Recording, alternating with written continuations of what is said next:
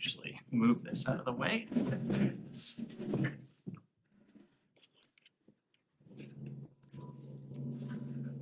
Okay, with that literal housekeeping.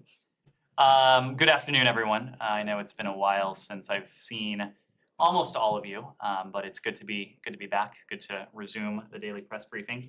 Let me start with this. Many of us here at the department and across the government, and millions of Americans and Afghans alike, are mindful of today's meaning as the 20-year-long U.S. military mission in Afghanistan ended nearly 1 year ago.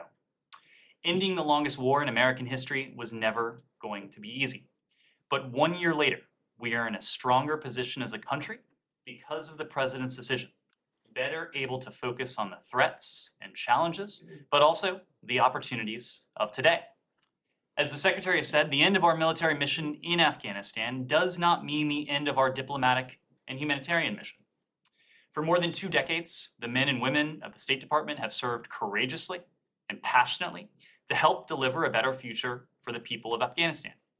Our diplomats did their duty in dangerous conditions during those 2 decades, with some paying the ultimate price in service to their country and that mission. They served through the withdrawal, facilitating the evacuation of over 120,000 people a year ago. They have continued to work tirelessly ever since. In the last year, the United States has gone to extraordinary lengths to keep the American people safe from terrorist attacks, as we demonstrated most recently during the strike against al-Qaeda leader Ayman al-Zawahiri, to stand by our Afghan allies and their families by resettling tens of thousands of them here in the United States, demonstrating the very best of the American people's generosity, and will continue to welcome our Afghan allies over the weeks and months ahead. We'll also keep supporting the Afghan people during the dire economic times as the largest donor of humanitarian aid to the people of Afghanistan. We have demonstrated that we're able to fulfill our enduring commitments to the Afghan people using the various diplomatic tools at our disposal and with exceptional help from our partners like Qatar, the UAE, and our European allies and others. We are grateful for that support. And of course, the international community will continue to expect that the Taliban meet the commitments they have made to the Afghan people in key areas. We are doing all of this as we continue to urgently seek the release of Mark Frerichs. We can take on all of these challenges without putting our service members at risk in an open-ended military commitment. The same is true for our partners, including NATO, which is now more purposeful than ever in the face of Russian aggression against Ukraine.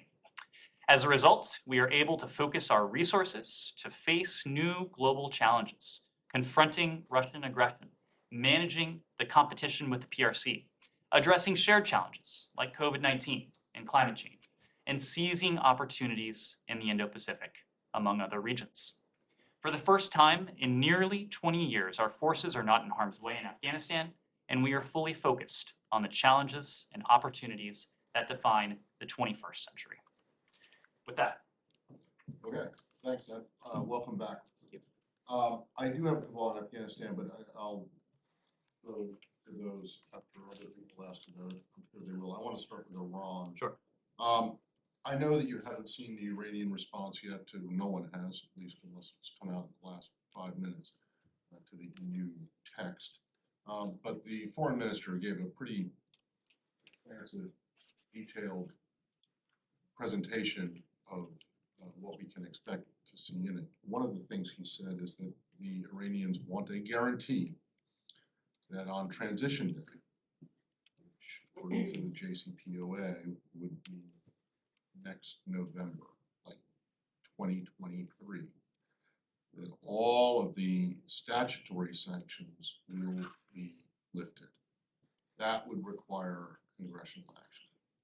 Is the administration in any kind of a position to be able to offer to make such a promise that those sanctions will be lifted? Because the administration that signed the JCPOA in the first place wasn't in a position to make that promise and said only that it would seek the repeal of those sanctions. So Matt, let me start out by saying that when it comes to the Iranian response, I'd refer you to the EU. When it comes to a response from the EU, I'd refer you to the EU. When it comes to the United States, as we've said before, we will share our views on the text proposed by the High Representative directly with him. We will do that privately. We do agree, however, with his fundamental point, and that is that what could be negotiated has been negotiated. And that is why the High Representative took it upon himself to propose a text that is substantially based on the March proposal that has been in play for some time. Let me also take a step back and answer your question this way. President Biden, for our part and for his part, has provided clear instructions to the team. We will not allow Iran to acquire a nuclear weapon. We will use all tools available to deter, to contain, and otherwise counter dangerous Iranian activities in the region, and in some cases, well beyond. Not the least of which, as we've all been discussing in recent days, is the plotting against former U.S. officials and other potential threats to American citizens.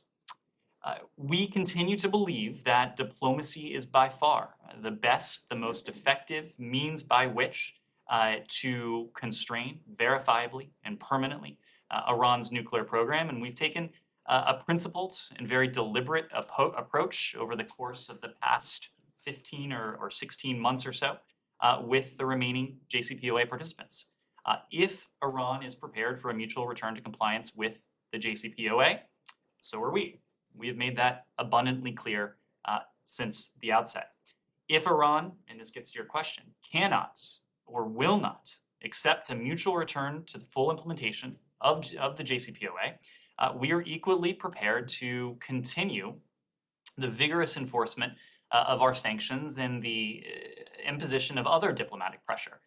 We will do that with the unity that we have been able to restore over the course of the past 18 months or so with our European allies, with other partners around the world, and with the broad international consensus we've managed to forge regarding the need to deal with Iran's nuclear provocations. I made this point just a moment ago, but it has been clear since March what a mutual return to compliance with the JCPOA would look like. There has been in recent days some highly inaccurate reporting about sanctions related to the IRGC, as well as sanctions related to Iran's nuclear program, including as well as the IAEA's probe into outstanding safeguards issues related to Iran's nuclear program. So allow me to reiterate the point that we have made now consistently for several months. The only way to achieve a mutual return to compliance with the JCPOA is for Iran to drop further unacceptable demands that go beyond the scope of the JCPOA. We have long called these demands extraneous. They have no place in Vienna. They have no place in the discussions regarding a potential return to compliance with the JCPOA. The president has been clear that and steadfast that the FTO designation and other sanctions on the IRGC are beyond the scope of the JCPOA. To give you just one example, if Iran wants these sanctions lifted, they will need to alter their underlying conduct. They will need to change the dangerous activities that gave rise to these sanctions in the first place. If we do manage to affect a mutual return to compliance with the JCPOA, we'll continue to confront the IRGC's threats using, including the sanctions that will remain in place, but other relevant tools as well. Again, to be clear, we do not plan to relax enforcement of these sanctions. We have not offered to do so in the context of the JCPOA talks. And that includes the due diligence and other compliance standards we expect third countries to meet as well. Okay, well, but that doesn't really answer my question, which is, are you in a position to be able to offer, to promise Iran that on transition day, these statutory sanctions will be repealed by Congress? What we are looking for is a mutual return to compliance with the JCPOA. And that is in the JCPOA. And the proposition on the table has always been, And this was the formula in 2015 and 2016. Okay, so it's not gonna change, it's only gonna be, you're gonna seek. So you'll go to the Hill and ask them to repeal if Iran is. We will continue to consult very closely with the Hill. Rob Malley, Brett McGurk, others have regularly briefed the Hill on progress or lack thereof, as the case might be, in terms of the indirect discussions with Iran. We'll continue to consult closely with them. But the formula that was at the heart of the JCPOA and the JPOA before that is really the same today as it was in 2014, 2015, and 2016.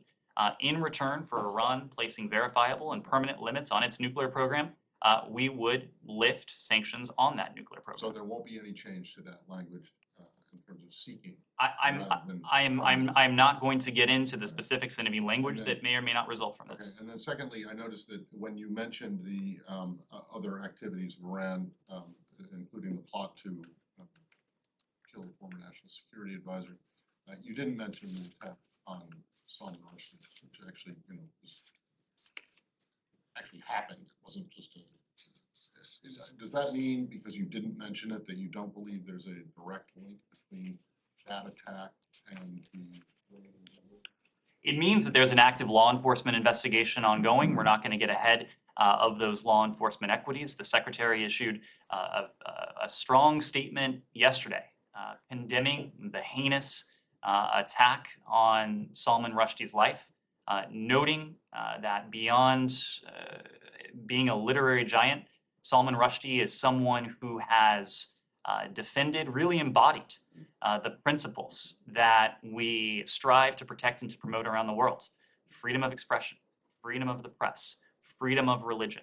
And the attack that we saw on his life in some ways was an attack on those very principles. But not going to get ahead of any law enforcement investigation. We'll let that play out. Okay, but then I'll stop after this. But you regard that as outside the scope of the JCPOA, along with the plot to kill former national security advisor, right? The JCPOA is about the central challenge we face with Iran. The core challenge, what would be the most threatening challenge we could possibly face from Iran, and that is a nuclear weapon. Okay, but I mean, if they have people running around inside the United States trying to kill former officials and celebrated authors, that seems to be a more immediate threat than a nuclear weapon down the road sometimes. These are all threats, but I think we could all agree that as we continue to counter the threats that we're facing from the Iranian regime today, including through all of the tools at our disposal: law enforcement, diplomatic, sanctions, financial, otherwise, there's no doubt that a nuclear-armed Iran would feel an even greater degree of impunity and would pose an even greater threat, a far greater threat, to countries in the region and potentially well beyond. Afghanistan. Can I follow up Let's on that? finish out Iran and then we'll. Can I follow up on Rushdie? Sure. Let me just follow up on Salman Rushdie. The Iranian Foreign Ministry said that while they claim they have no involvement in this attack, that it is Salman Rushdie and his supporters who are to be blamed because of the principles they espouse. Do you have a reaction? I do. Do you have a reaction to the Iranian government blaming the victim here, Salman Rushdie, for this attack? I do. It's despicable. It's disgusting. We condemn it. The Secretary yesterday, in his statement, while noting that the investigation is ongoing, made the point that Salman Rushdie has been under threat for decades now. And it is no secret that the Iranian regime has been central to the threats against his life over the course of years now. We have heard Iranian officials seek to incite to violence over the years, of course, with the initial fatwa, but even more recently with the gloating that has taken place in the aftermath of this attack on his life. This is something that is absolutely outrageous, it's despicable, and we want it to be very clear that it is not something that we can tolerate. Well, can I just follow up? well, this, more broadly, while this may well be a lone actor, what is the concern about others being supported, incited, encouraged by the rhetoric that comes out of Tehran? That's always the concern. It is the concern, and it has been the concern when it comes to specific individuals like Salman Rushdie. But of course, this language that has really amounted to incitement to violence, has had a much broader and wider target set than one individual. The number of statements that emanate from Iran towards the entire country of Israel, towards the Jewish people, towards any number of individuals, groups that the Iranian regime, for whatever reason, opposes. This is something that, of course, is not new to Iran, but it is something that we condemn at every turn. Afghanistan, please. Anything else on Iran? Yes. Let's finish this out. In the case of Masih al-Nijad, does the administration see her case as an example of transnational repression? A man arrested in front of her house is an Azerbaijani citizen, and the Azeri government is remarkably silent about him. Do you, in your opinion, do you think Iran is involved in this case? And do you have any information about how he entered the country and how much this is distinctly about the case of repression? We do see this as a case of transnational repression and, in some ways, attempted transnational aggression. The Department of Justice has released information about the plot against her, and obviously there have been concerning developments since. I don't want to weigh in on the specific actors involved in this because there's still an active law enforcement component, but Iran is one of the many governments that has sought to export not only repression, but also aggression.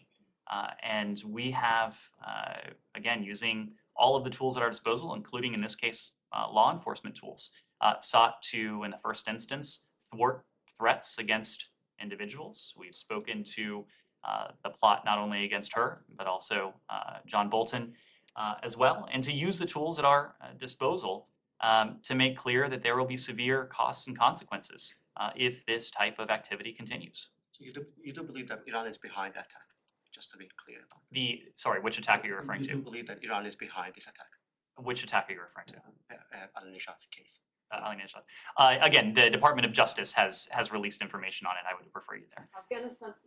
Yeah, we'll finish at Iran. And the Iranian foreign minister said today that U.S. gave green light exactly over 2 contested issues, and a third one, which is related to guarantees, is still under negotiations. How much of this can you confirm? Well, I have been tried to be clear just a moment ago about some of the highly inaccurate reporting that has been circulating. We've been clear about what a return to mutual compliance with the JCPOA would look like. There are issues that the Iranians have put on the table that are clearly extraneous to the 4 corners of the JCPOA. Every time they have done that, we have made very clear that the JCPOA is about one thing and one thing only. It's about Iran's nuclear program, and we are prepared to negotiate one thing and one thing only. That is the steps that Iran would need to take to once again place the permanent and verifiable limits on its nuclear program, and the steps we in turn would be prepared to take to lift sanctions on Iran's nuclear program if Iran agreed to take those steps. You say you are prepared. Isn't it done? Because Iran even said today by midnight, Tehran's time, they are going to give a final answer.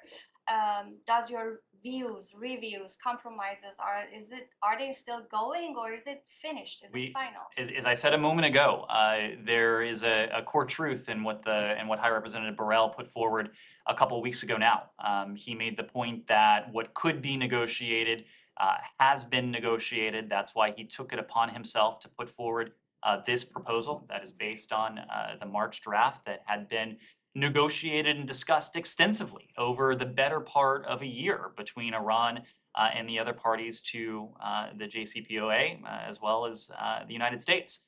So we do believe that what could be negotiated has been negotiated. We're prepared to effect a mutual return to compliance with the JCPOA. We will find out if Iran could say the same.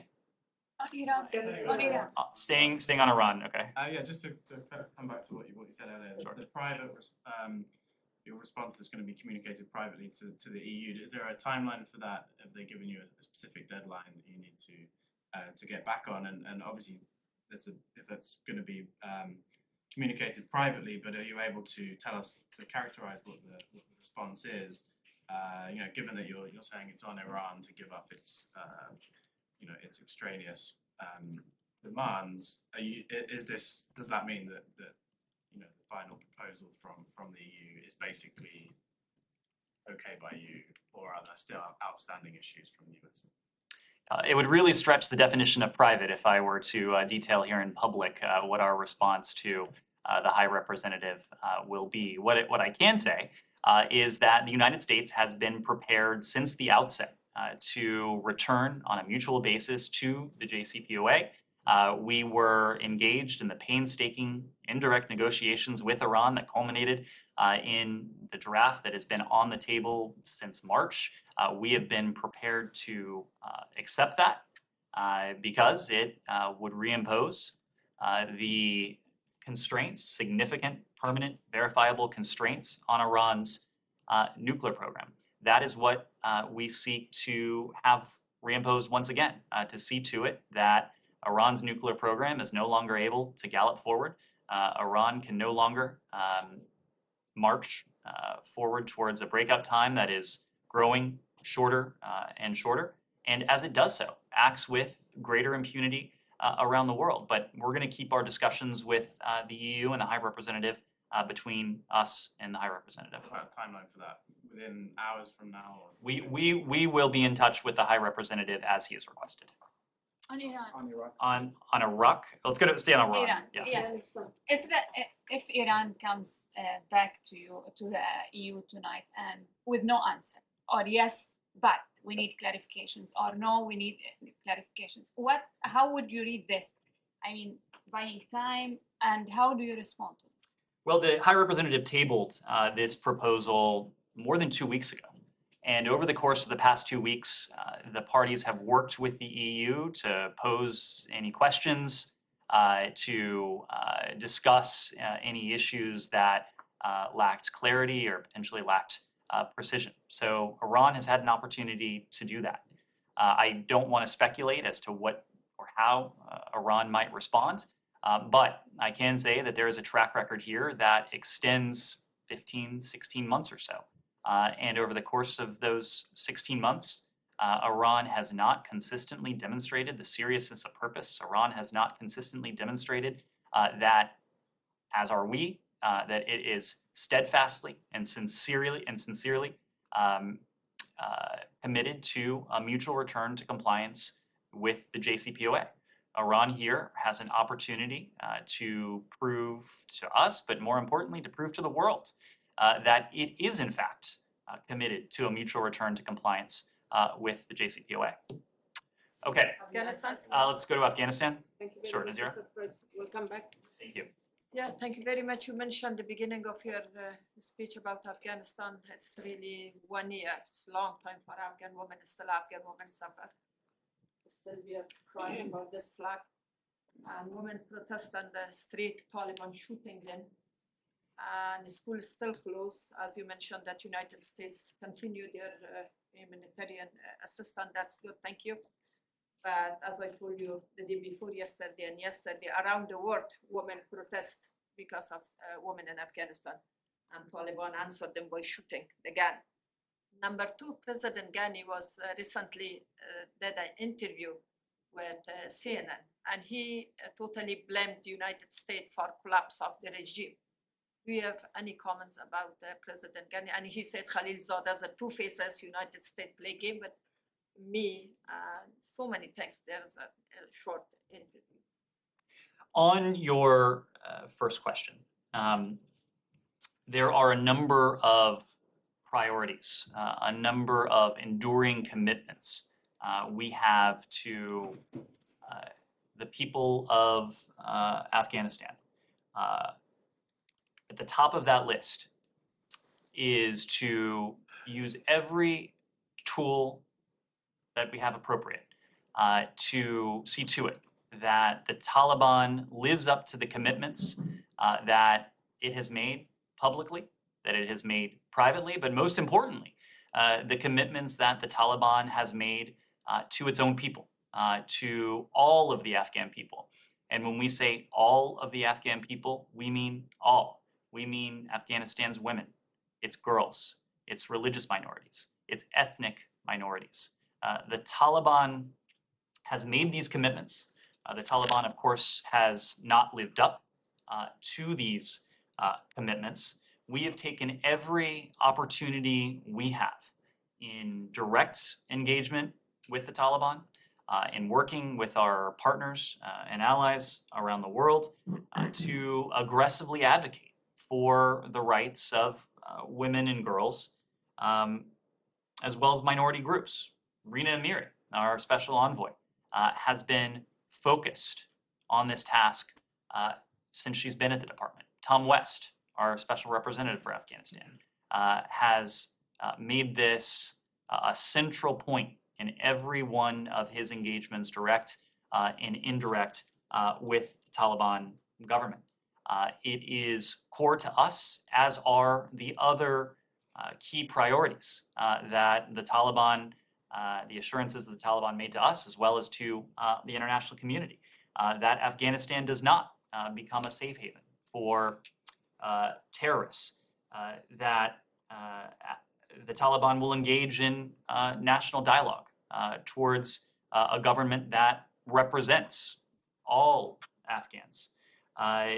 The promise of freedom of movement for those who wish to depart the country. And of course, a priority of ours is the safety and ultimately the freedom of Mark Frerichs, who has spent years of his life in custody.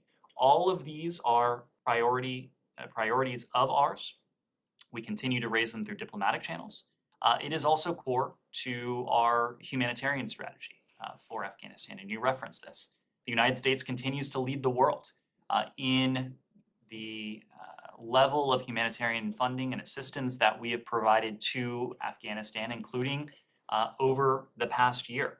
More than $750 million to the people of Afghanistan, much of that specifically earmarked for the country's women and girls, for its minorities. Just last Friday, we announced an additional $150 million funding that is separate from that $750 million. Our Treasury Department has issued general licenses. We have worked with the World Bank on their Afghanistan Reconstruction Trust Fund. We have worked with UN agencies and international financial institutions as well to seek relief for the humanitarian burden that has faced the people of Afghanistan for the past 20 years, but in some ways has been even more acute in recent months.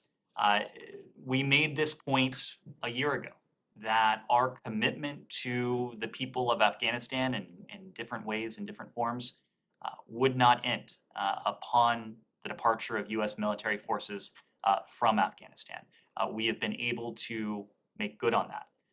What we are going to remain focused on is achieving progress, doing all that we can to see to it that this humanitarian support, that these diplomatic steps, that these other tools that we've been able to wield, both in the direction of the Afghan people, but in some cases towards the Taliban itself, measures of accountability that we've imposed on the Taliban itself, to see to it that these steps lead to progress for the people of Afghanistan, including its women, its girls, its minorities. I don't have a specific response to the remarks of the former president. And also Taliban declined Iman al-Zawahiri strike attack. They say United States should show us evidence. He was not on that building. I can assure you that we are confident he was there. We have the utmost confidence that Zawahiri was killed in that strike, in that precision strike against him.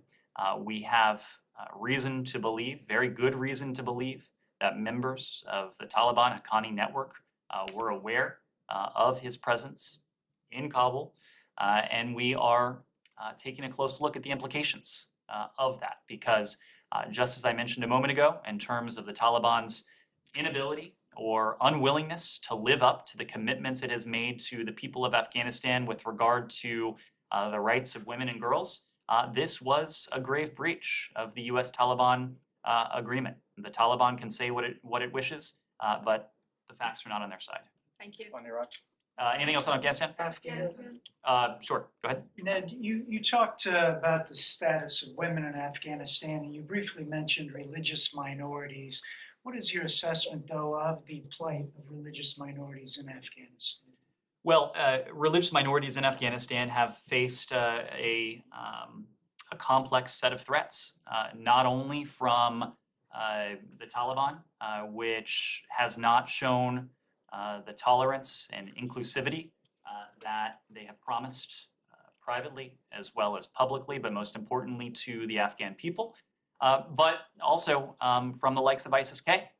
And the number of attacks that we have seen attributable to ISIS-K against, for example, Shia mosques, Shia worshippers, individuals who were doing nothing more than exercising their universal right to freedom of religion, to freedom of belief, who've been killed in doing so. That is a testament to the threat that is faced by religious minorities in Afghanistan. We will continue to see to it that groups like Al-Qaeda, groups like ISIS-K are not in a position to pose a threat beyond Afghan's borders to the United States, to our partners, to our allies. But it's also incumbent on the Taliban, consistent with the U.S.-Taliban agreement, but also the other commitments they have made to the people of Afghanistan to do all they can to take on the threat posed by Al-Qaeda, to take on the threat posed by ISIS-K, not only beyond Afghanistan's borders, but to the very people of Afghanistan, including to its religious minorities. Kylie? Just on the Afghan central bank funds, Tom West had a statement out from the department today saying that the Biden administration doesn't see the Afghan central bank as a near-term option in terms of unfreezing those funds, and talked about Zawahiri's being sheltered by the Taliban is a key factor in reinforcing concerns about the possibility of funds going to terrorist groups. So what I'm curious about is what exactly would need to happen for those funds to be released. Do they need to take action that's related to counterterrorism in the country? Are you guys still working on the mechanisms? What is this pause? What does it need to be lifted, I guess? So I don't mean to play media critic today, but there has also been some highly inaccurate reporting today regarding the ultimate disposition of the $3.5 billion in reserve funds. The idea that we have decided not to use these funds for the benefit of the Afghan people is simply wrong. It is not true. Our focus right now is on ongoing efforts to enable the $3.5 billion in licensed Afghan central bank reserves to be used precisely for the benefit of the Afghan people. What Tom West is referring to, and the point we have made broadly, is that we don't see recapitalization of the Afghan central bank as a near-term option. We've engaged, and we still continue to engage, Afghan technocrats with the central bank for many months now about measures to enhance the country's macroeconomic stability. We just don't have confidence that the institution's safeguards and monitoring are in place to manage those assets responsibly. And to your question, needless to say, the presence of Ayman al-Zawahiri on Afghan soil with the knowledge of senior members of the Haqqani Taliban network only reinforces the deep concerns that we have regarding the potential diversion of such funds to terrorist groups. So right now we're looking at mechanisms that could be put in place to see to it that these $3.5 billion in preserved assets make their way efficiently and effectively to the people of Afghanistan in a way that doesn't make them ripe for diversion to terrorist groups or elsewhere. And sorry, just to follow up on that, so is the onus on the Biden administration to develop those mechanisms right now, or is the onus on the Taliban to actually prove that they can manage this money responsibly? This is something that we've discussed collaboratively with technocrats within the country, individuals who know the ins and outs of Afghanistan's financial system. We will continue those discussions to as we seek to devise a way to see to it that these funds are dispensed in the manner in which they were intended. And then just on the House Republicans report out today, can you just explain to us why the department decided not to provide transcribed interviews to this committee? I understand you guys briefed the committee and staffers multiple times on Afghanistan, but why not provide them with the transcribed interviews that they were asking for? So let me, before I get to that, there are a number of facts within this report, a report, by the way, that was the product solely of the minority staff on the committee, but a number of facts that this report overlooks. There are a number of facts that this report gets wrong. But there is one fundamental fact that this report ultimately either elides, ignores, misrepresents. And that is the fact that we inherited an agreement. When this administration came into office, we inherited an agreement that the last administration had negotiated just about a year ago. As we said at the time, it wasn't an agreement that we precisely would have negotiated, but it's one that we inherited. And as part of that agreement, we inherited a deadline. And among the elements that that agreement stipulated was the fact that for all intents and purposes, the status quo, by that time, 2,500 U.S. forces, the smallest number of U.S. service members that had been in Afghanistan since the start of the U.S. military operation there, in the face of the strongest that the Taliban had been since 9/11, but that status quo would not have been an option going forward. There were two options, really, that were available to this administration. It was to withdraw U.S. service members, or it was to double down for a renewed combat mission. And ultimately, as we all know, President Biden made clear that he was not willing to continue with an open-ended military commitment where more than 4,500, nearly 2,500 American service members had paid the ultimate sacrifice. More than $2 trillion in investment had been made, and we had this agreement that in many ways precluded a fuller set of options, an agreement that had been in place for some time. When it comes to the department's interaction with the committee, and you alluded to this, but we provided over 150 briefings to members and staff on Afghanistan since August of last year.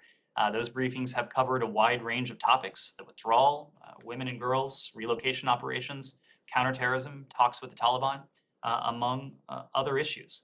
We engaged member offices on hundreds of congressional inquiries related to people in Afghanistan.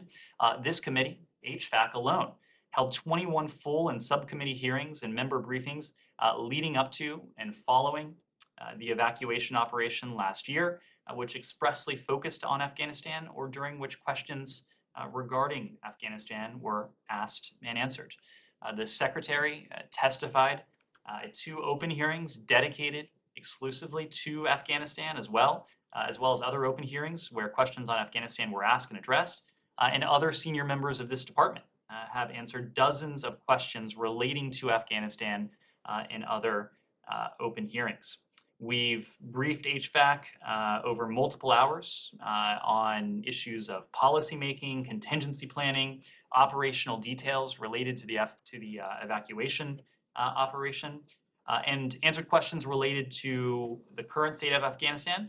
And we consistently stayed until we had exhausted all of their questions from both Republicans and Democrats on the committee. As part of those 150 briefings, the relocation team not only briefed this committee, HVAC, but also its Senate counterpart, Senate Armed Services Committee, House Armed Services Committee, on a regular basis, every 2 weeks on relocation operations, a cadence that later switched to every 3 weeks, but remained regular. And those updates continue to be ongoing. And when is the State Department's own review happening?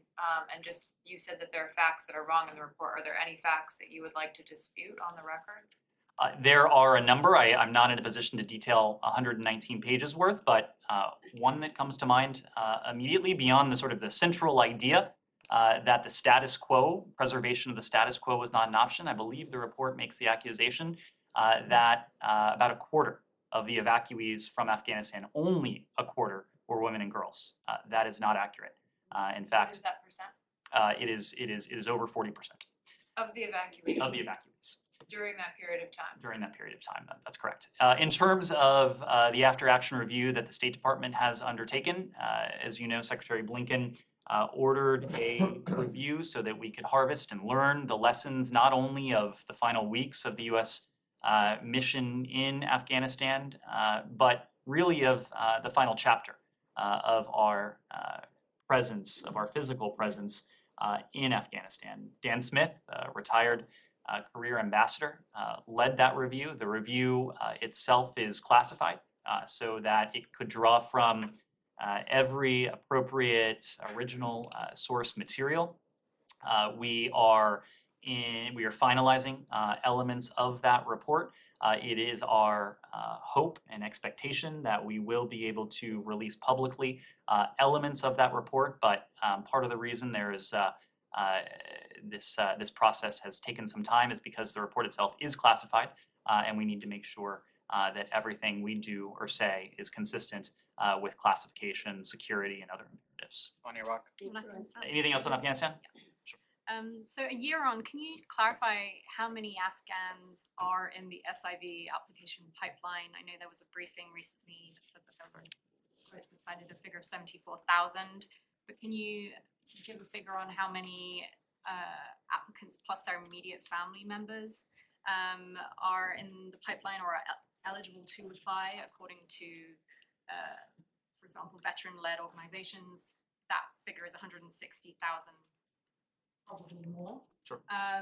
And can you also just characterize what is the working relationship between the State Department and some of these veteran-led organizations that are still helping to get Afghans out of Afghanistan, but also third countries?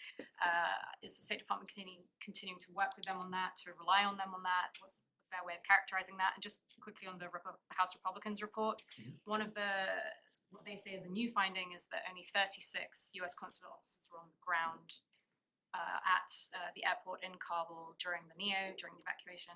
Is that figure correct? And is that figure significant in terms of whether or not that had an effect on the process of getting Afghans and others and Americans out? Sure. So on your first question, there's been some confusion around this figure. So to clarify, as of last week, as of August 9th of 2022, there were about 17,000 individuals who had submitted the paperwork required for Chief of Mission approval. There are additional individuals in the pipeline, but those individuals have, in some cases, only expressed interest in applying for SIVs, or in some cases, they have submitted some, but not all of the paperwork required for the Chief of Mission approval. Historically, about 40% of applicants don't pass the Chief of Mission approval stage. Just to give you a bit more context, because we've had an opportunity over the past year to speak quite a bit about the SIV program, but I think it is worth a reminder as to how this program has evolved over the past 18 months. When this administration came into office in January of 2021, not a single interview had been conducted in Kabul for an SIV applicant since March of the preceding year, March of 2020. Of course, some of that was due to COVID restrictions, but at least part of that was a reflection of the way in which the previous administration had not maintained this program, how it had been allowed to atrophy and to go into a state of disuse and disrepair. We immediately surged resources to this program by within 10 days of this administration coming into office. SIV interviews had restarted in Kabul. We increased the number of SIV of staff processing SIV applications by more than 15-fold. We took a holistic look at the congressionally mandated steps, interagency steps, required to process a single SIV applicant, and we streamlined that process, and we've continued to do so. You saw elements of that streamlining even within recent weeks.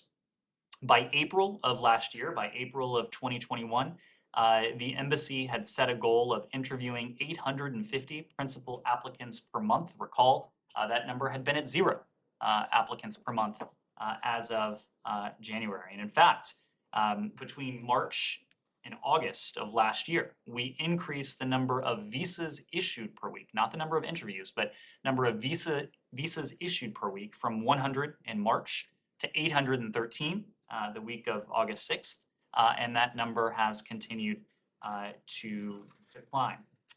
By May of last year, we had reduced average processing time by more than a year. And with all of these steps that we had put in place over the course of the last year, we've issued more than 15,000 SIVs since the beginning of the Biden administration. We have taken the average processing time for Chief of Mission Review, this key step at the outset of the process, from 883 days, where it was on January 1st of 2021, to 82 days, decreasing by more than tenfold the time required to process individuals through this initial phase. There have been nearly 90,000 Afghans evacuated or otherwise transported to the United States since August 15th of last year. The point we made last year with the 124,000 individuals we evacuated from Afghanistan at the time, of those Afghan citizens, many of them were Afghan SIV holders, Afghan SIV applicants, or individuals who have been or were SIV eligible. Since the end of the U.S. military-led evacuations, since essentially September 1st of last year, we have facilitated the departure of some 13,000 Afghans from Afghanistan. Again, some SIV holders, others eligible, others who had other forms of status. You had another question in there that is now escaping me. On the House Republicans report, the figure that they cited was Remember that she even had one. a lot of numbers. On consular officers. What I can say is that when it became apparent that we would be undertaking a large-scale evacuation from the airport in Kabul, we surged consular resources to the airport. We doubled the number of consular officers who were on scene. What I can also tell you is that the number of consular officers, whether at any stage of the evacuation, was not a limiting factor, a significant limiting factor in the number of individuals we were able to process onto the airport compound and onto planes. There were a number of logistical problems and challenges, not the least of which is that HKIA is a large compound that needed to be secured with relatively few entry points in a very high threat environment. A high threat environment that was reflected in the tragic attack that we saw towards the end of that evacuation operation. But we had an appropriate level of consular officials on the ground. Secretary Blinken made a point to regularly ask his team if we needed more consular officers, if we needed any other class of State Department official on the ground during that period to facilitate more people getting out. And the answer that was delivered to him, the answer that was apparent to us, is that the number of consular officers on the ground was not a significant limiting factor. Anything else on Afghanistan before we move on? Iraq. Griner? Afghanistan? Afghanistan? No. Oh, anything else on Afghanistan? Nope. Okay. Yeah. You've been asking Iraq for, and I'll come right back to you, Jani. Thank you. Yep. In a letter, the Senate Foreign Relations Committee asked Secretary Blinken and the department to engage at the high level, Iraqi government and Kurdistan regional government over oil and gas issues. Is the department willing to engage at the high level? And what prevents the department from engaging those governments at the high level? I'm not immediately familiar with that congressional correspondence. I'm just not prepared to offer a response. But we regularly engage at senior levels with our Iraqi partners, with our partners in the Kurdistan region as well. But I just am not prepared to speak to that particular issue. Okay, in the letter, it also says that they are concerned about reports that the Iraqi Finance Ministry is applying the recent Supreme Court ruling selectively over on U.S. companies. Is that something that the department is also concerned? We'll take a look and we'll provide you a response. One last on Turkey, though. The Turkish officials are saying that the delegation invited by the U.S. is on the way to come and discuss F-16. What can you tell us on that? Turkey is an important NATO ally. Turkey has an important role to play. We have had discussions directly with the Turkish government. Our focus, as is theirs, is on Turkey's continued interoperability with NATO, with current NATO equipment and needs as well. But those conversations are ongoing. So there is a delegation coming or in town? These conversations regularly take place. I couldn't speak to a specific delegation. Jenny. Thank you. I have two questions on China and Korea. First, the Korean issues. South Korean President Yoon Suk-yeol, in his congratulatory speech yesterday on August 15th, he said, if North Korea comes to denuclearization negotiations with sincerity, he will provide drastic support to North Korea. What does the United States think about this drastic support proposal to North Korea? Well, we strongly support the ROK's aim to open a path for serious and sustained diplomacy with Pyongyang. Our shared goal, shared with the ROK as well as our other allies and partners, is the complete denuclearization of the Korean Peninsula, and we'll continue to coordinate closely with the Yoon administration to this end. As part of that, we believe that a robust and effective trilateral relationship between and among the United States, the ROK, and Japan is critical, both for our shared security and for advancing our common interests in defending freedom and democracy, upholding human rights, championing women's empowerment, combating climate change, building more secure, resilient supply chains, promoting regional security and stability, strengthening the global nonproliferation regime, and bolstering the rule of law in the Indo-Pacific and across the globe. This is a relationship that, the trilateral relationship, that in many ways transcends the Indo-Pacific and has implications for our collective positioning and the free and open nature of the international system well beyond the Indo-Pacific. So we'll continue to discuss this with the Yoon administration. We'll continue to discuss this with our Japanese allies, and we'll, I suspect, continue to discuss this on a trilateral basis. Can sanctions be lifted in the early stage of negotiation with North Korea, or sanctions will be remained continuous? The United States position is the U.S. supports post-denuclearizations? What is difference between them? Well, unfortunately, that question is a complete hypothetical at this point because the DPRK has heretofore not demonstrated any indication that they are interested in diplomacy or dialogue. We have continued to make clear that for our part, for the part of some of our allies and partners, we are prepared for that dialogue and diplomacy. We believe that diplomacy provides the best means by which to fulfill that ultimate objective that you put forward, that you stated, the complete denuclearization of the Korean Peninsula. Don't want to get ahead of what that diplomacy and dialogue might look like, what it might entail, because unfortunately we're just not there yet. But we believe that diplomacy can bring practical, pragmatic steps that the United States could take, that the DPRK could take, that our allies and partners around the world could take towards that ultimate goal of the complete denuclearization of the Korean Peninsula. Lastly, on China, Chinese officer recently said that China's ultimate goal is to unify Taiwan by force. How would you comment on this? Well, it's been clear for some time that there is one side, there's one party that seeks to change the status quo, the cross-strait status quo that has been at the center of stability and security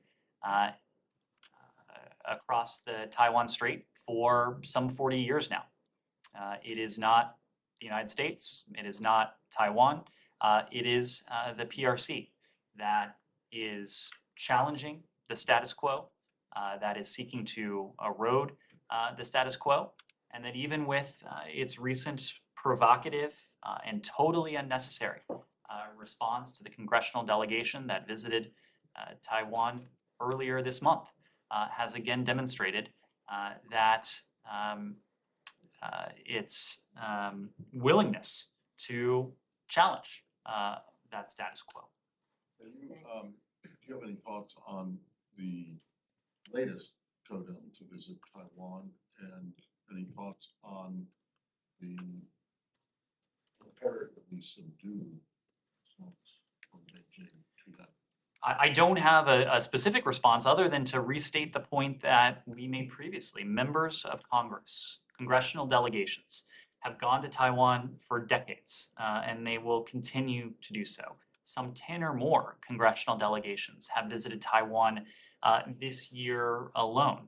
Members of Congress visiting Taiwan is entirely in line with our longstanding One China policy. In the face of that, and this goes back to what we saw earlier this month, the PRC has entirely overreacted. Our response to the PRC's provocations has been measured, has been responsible. We made clear that we did not intend to escalate and that there was no reason for a crisis. But we also made clear, and you heard this from the White House on Friday, that we won't be deterred from flying, from sailing, from operating in the region in accordance with international law. And that's why President Biden directed, as you heard on Friday, the USS Ronald Reagan to remain on station longer and announced that additional steps would be forthcoming in our support for Taiwan. But if you're willing to characterize their response to the Pelosi visit as an overreaction and provocative, how do you characterize their response to the Markey? Well, any response to a peaceful visit by members of Congress, any response that entails bellicose rhetoric or military maneuvers or provocative actions is totally unnecessary and an absolute overreaction. Okay, well, have you seen any of that? I'm not going to characterize what we may have seen. Characterize it if you think that it's out of line. The reaction is kind of like normal and like, oh, we don't like it. We're opposed to it. Taiwan is ours. The point is, Matt. The central fact is that these are peaceful visits by members of Congress who are traveling there to show their support for the people on Taiwan. Okay, but this is not an overreaction. I'm just It's not. I mean, is the only time it's an overreaction when you come out and actually say that it's an overreaction? It is an overreaction when we hear bellicose rhetoric, or when You we didn't see hear it this time, did you? when we see provocations, when we see military maneuvers. Did you hear the bellicose rhetoric this time?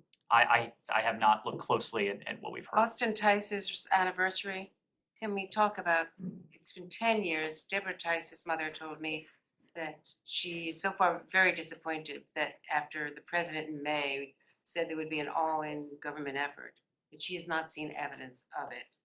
And on a related matter, do you think that now that the Brittany Griner appeal has been submitted, that that will delay any effective prisoner swap, or could that take place while the appeal is pending?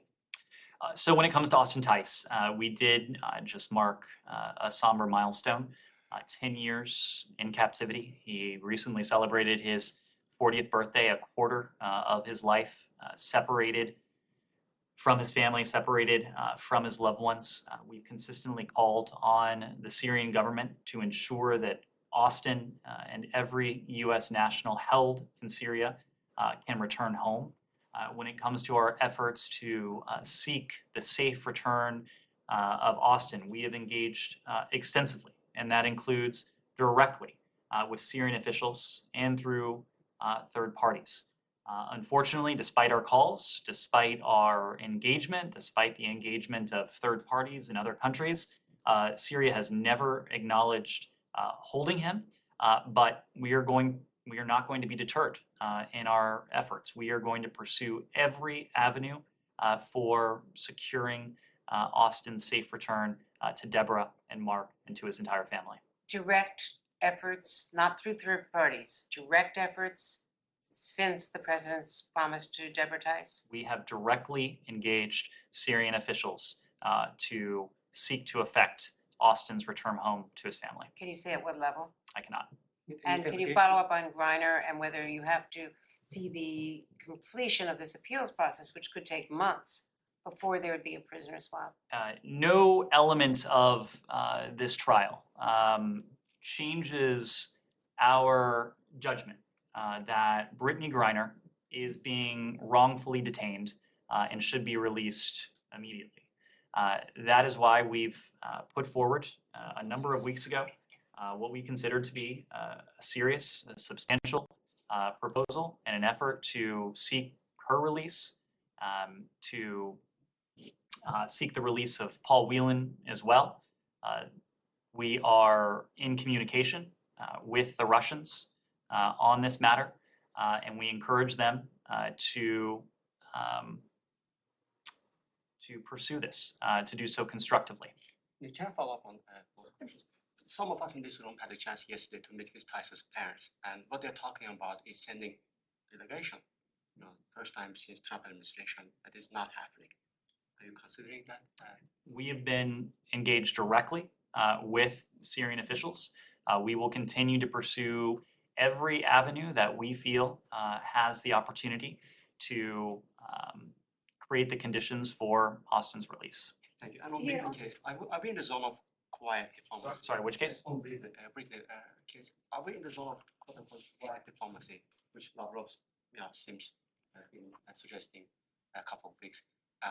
Is there any behind-the-scene negotiation going on? And why do you think they don't want public attention to this case? I just said we're in communication with Russian officials on the serious substantial proposal that we put forward. We are going to do everything we can to see the release of Paul Whelan, to see the release of Brittany Griner. We're not going to speak to the details of that, but we will continue to urge the Russians to engage constructively so that we can bring this to a resolution. Yes. My question is on Mexico. Last week, both Central and Northern Mexico experienced a very violent wave of criminal violence. And these are regions home to many US citizens living in Mexico. There are reports of dozens of injured, dozens of killings during this wave. The US Embassy and US consulates have issued security alerts during the past days regarding the situation. what's the latest assessment that the US State Department has on the situation on the ground? And can you let us know whether there's any report of US citizens injured or killed during this wave of violence? Well, as you know, we have a responsibility to message appropriately to the U.S. citizen community in countries around the world when we have identified a threat or a potential threat in a particular country or region. We issued an alert to U.S. citizens on August 12th, making Americans aware that the U.S. Consulate General in Tijuana was aware of reports of multiple vehicle fires, roadblocks, and heavy police activity in Tijuana and Mexicali, and Rosarito and Ensenada, and Tecate as well.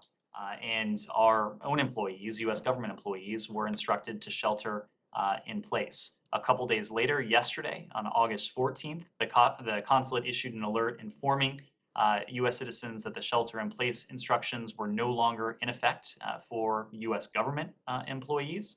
And we're working very closely with Mexican law enforcement and government officials to evaluate current conditions in Baja California.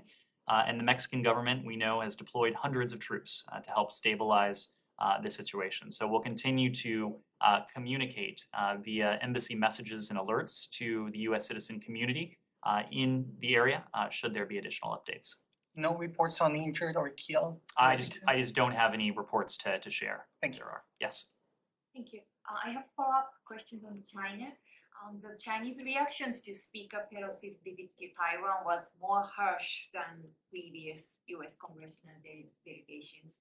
What do you think is the long-term and short-term impacts of Speaker Pelosi's visit on security in India? And do you expect such Chinese aggression to continue in the future? That latter question is a better question for Beijing than it is to the Department of State.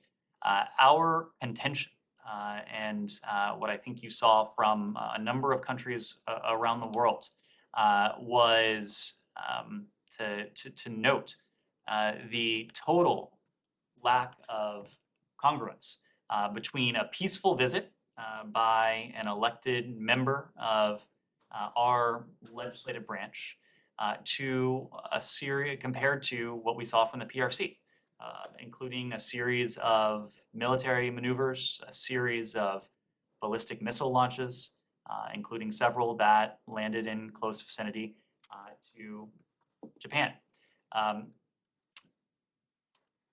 wouldn't want to speak to what the PRC is seeking to do, but our concern has consistently been that even as we seek to preserve the cross-strait status quo, and countries in the Indo-Pacific seek to do the same, it is China that is seeking to alter, to water down that status quo and to rewrite it unilaterally in its favor.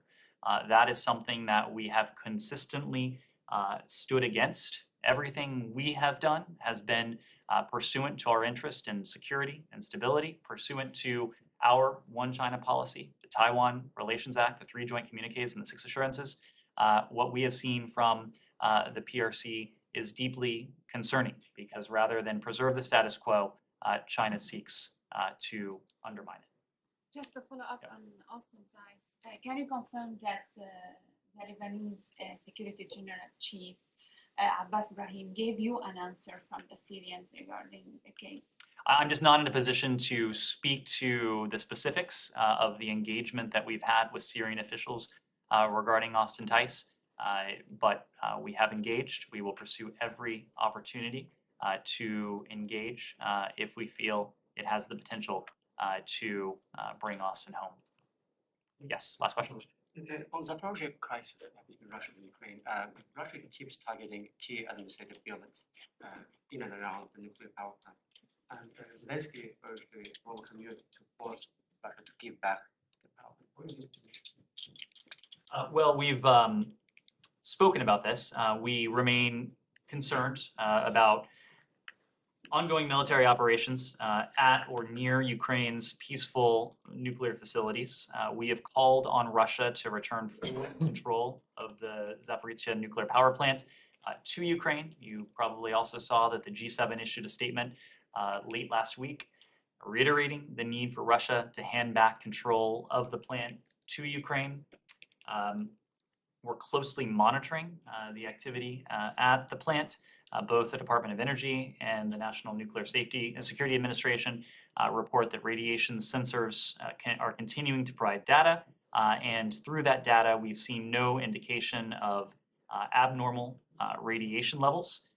Nevertheless, Russia's military activity around the nuclear power plant is the height of irresponsibility.